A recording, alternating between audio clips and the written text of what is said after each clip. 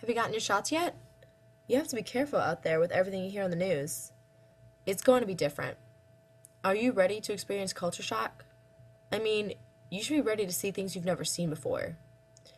These were generally the responses I got when I told people I was going to Africa for my spring break. But even with all these so-called words of advice and warnings, I didn't know what to expect when I got to Uganda. I'll agree that, yeah, a lot of things were different. I don't usually eat matoke for breakfast, lunch, and dinner, or eat brown porridge and molasses for breakfast.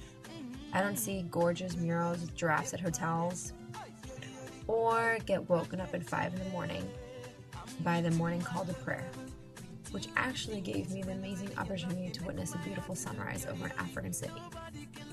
And in the US, traffic jams aren't usually caused by herds of animals crossing the street. And yet despite these differences, as soon as I got to my homestay and met my host family, I felt right at home. Everything was normal. I felt like I'd been there my whole life. It just fit. Their cultures between Uganda and the US might be different, but people are the same. When you're sick, you go to a doctor. Granted, in the US you see a physician, whereas in Uganda you might see a traditional healer.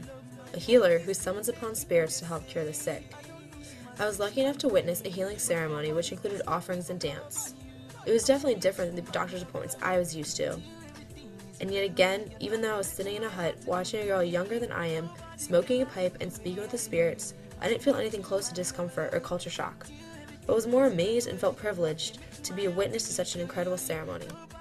When we visited the traditional healer, we were greeted by a welcoming drum. In the US, where you might greet a bunch of foreigners through handshakes and coffee, in Uganda they do it through song and dance.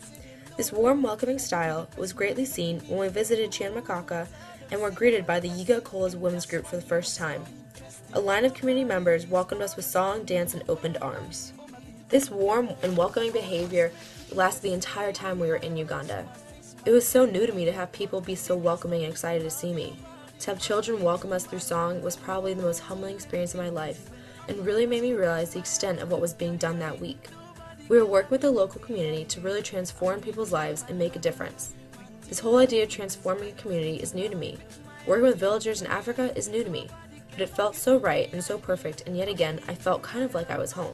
As we worked with the villagers to build those water tanks and plants all those trees, the idea of community development was developed for me. It's about working together, young and old, American, Ugandan, male, female, whoever, simply to accomplish a project that will affect a great amount of people now and in the future. It was about teamwork. It was about being resourceful and innovative with limited supplies. It was about learning new skills, or attempting to learn new skills, on the fly and work with everyone around. I was so impressed by the children who worked with us every day.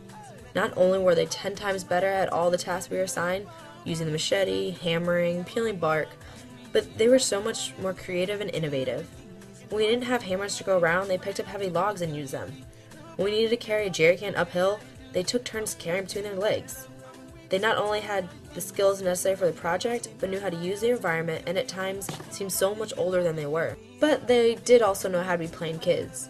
Kids who enjoyed watching Mzungus practice a new language and struggle with the machete. Kids who liked to play with new toys, whether it be chocolate or sunglasses or cameras. Kids who enjoyed just having fun. In the US, I've seen communities come together to address a problem, but never to the extent that this community did. It was so real and immediate. The time at Chinmakaka was so valuable for me and showed me so much about working with community development.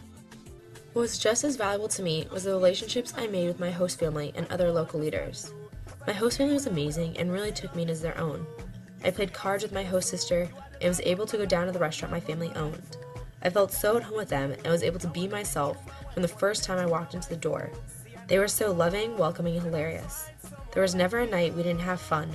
I loved everything about the family and house, except for the rooster that decided to crow at all points throughout the night. They were so loving and offering that they even let me and Michelle borrow the traditional Ugandan garb, gomas, for the big dinner and party, and pushed Michelle and I to dance with the Ugandan dancers.